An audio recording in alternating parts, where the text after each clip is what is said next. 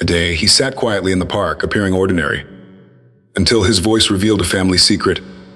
The park was quiet that afternoon, the kind of quiet that draped over the benches and winding paths like a soft, comforting blanket. The leaves had begun to turn, painting the ground with shades of amber and crimson. Eleanor Bennett walked along the familiar path, the crunch of dried leaves under her boots breaking the silence. It was her daily ritual, a solitary walk to think, to breathe, and sometimes to remember. Eleanor had lived in this town her entire life. Every corner, every winding street held fragments of her past. Yet today felt different. There was a strange heaviness in the air, as if the park itself was holding its breath, waiting for something. She noticed him almost immediately. He was sitting on one of the old wooden benches by the fountain, an ordinary man in ordinary gray coat, and hat pulled low over his forehead. His hands rested loosely on his knees, and he seemed absorbed in the rhythm of the water trickling from the fountain. At first glance, Eleanor didn't give him a second thought. People sat in the park all the time, reading, resting, or simply staring into the distance.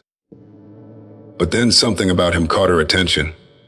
Perhaps it was the stillness, the way he seemed both part of the park and yet apart from it.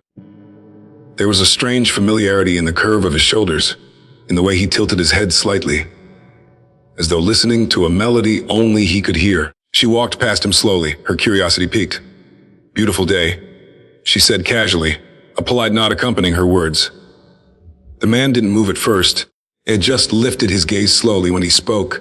His voice carried a weight that stopped Eleanor cold. Eleanor. The single word made her pause mid-step. Her heart skipped a beat. No one in this town knew her by her first name alone. At least, no stranger ever had.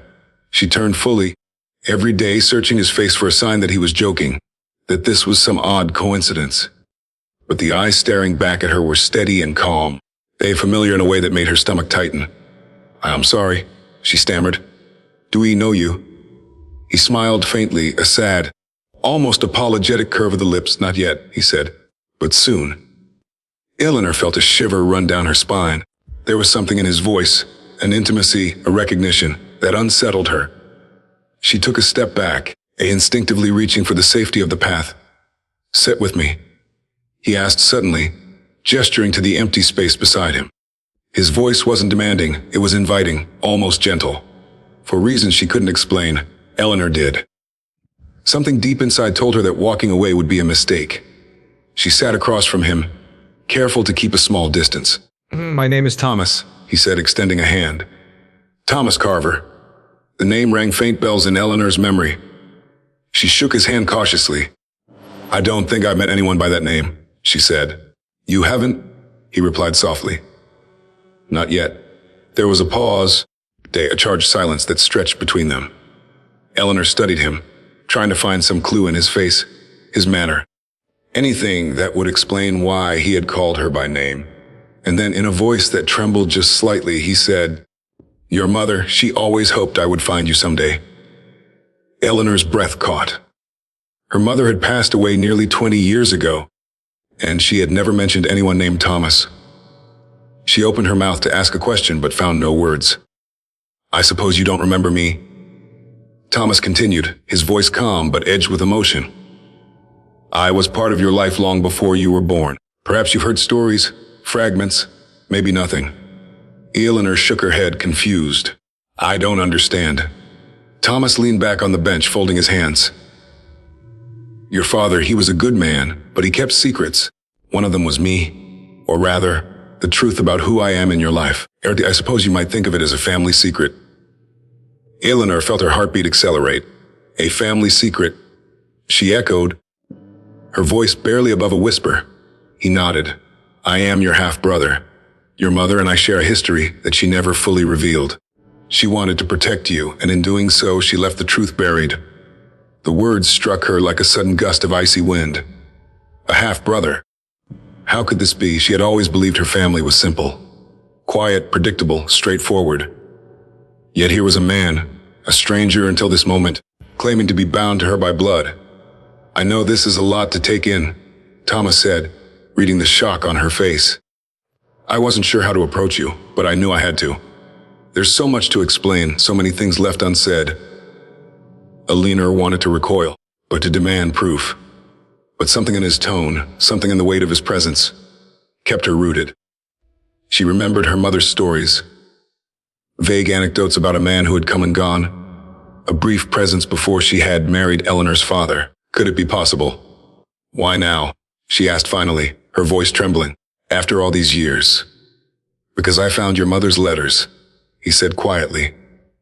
She kept them hidden every day, but I discovered them when I was cleaning out her old things. She wanted you to know the truth someday, but she didn't know how to tell you herself. I am here because she hoped I would be, because she hoped you would understand. Eleanor's mind spun. She thought of her mother, of the soft lullabies, the bedtime stories, the quiet smiles.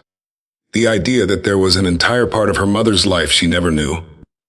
A hidden chapter made her chest tighten.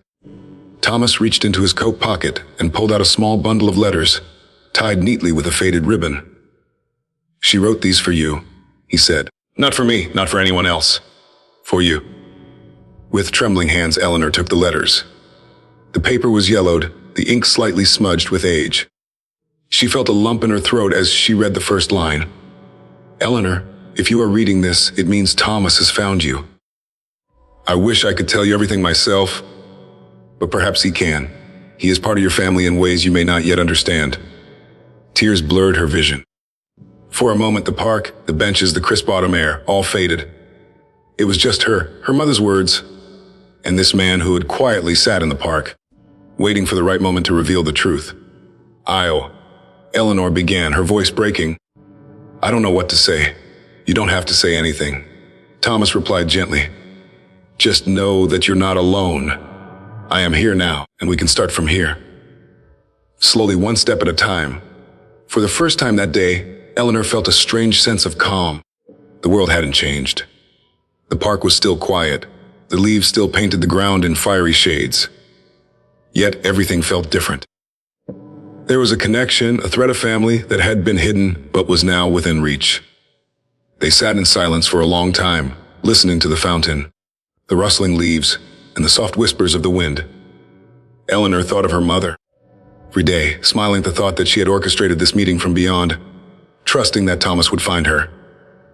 Finally, Eleanor spoke, her voice steadier now. I think I'd like to know you, Thomas. If you'll let me. He smiled, a real, warm smile that reached his eyes. I'd like that more than anything. And so, on that quiet autumn afternoon, two strangers who were anything but ordinary began the slow, delicate process of becoming family. A process that had been waiting for years, silently, patiently, in the rustling leaves of the park. The park remained the same, yet nothing would ever feel ordinary again.